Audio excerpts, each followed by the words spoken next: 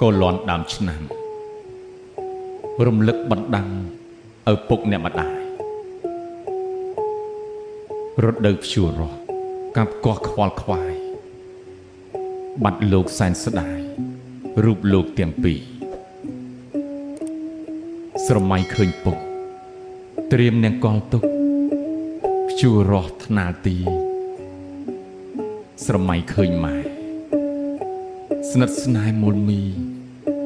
អ្នកប្រឹងសំភីចិញ្ចឹមកូនចាស់ពាក្យផ្អែមពីរូបទៀងទាត់ឥតលួសទៀបភ្លឺដាស់ហៅមុននឹងទៅស្រែពុកម៉ែប្រដៅ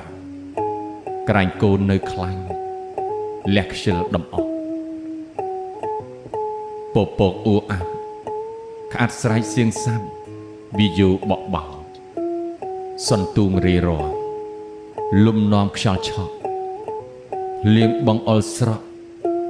នឹកអនុសាសន៍រលឹមនឹកស្រែមួយរោចក្នុងខែកូនម៉ែចាំច្បាស់ខែភ័ក្រត្របុត្រប្រកាសពេលណាខ្មែរទាំងក្មេងចាស់ផ្ដើមបុណ្យកាន់បិណ្ឌបុណ្យឧទ្ទិសផលលំដាប់រួចដល់ទាំងខ្មែរទាំងចិនតបគុណរាល់ឆ្នាំ15ភ្ជុំបិណ្ឌឧទ្ទិសបុណ្យសិន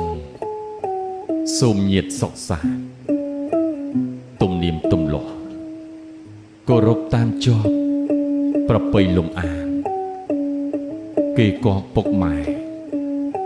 កូនថែគង់ថ្កានសូមពុកម៉ែខ្សានឋានសុខនិព្វាន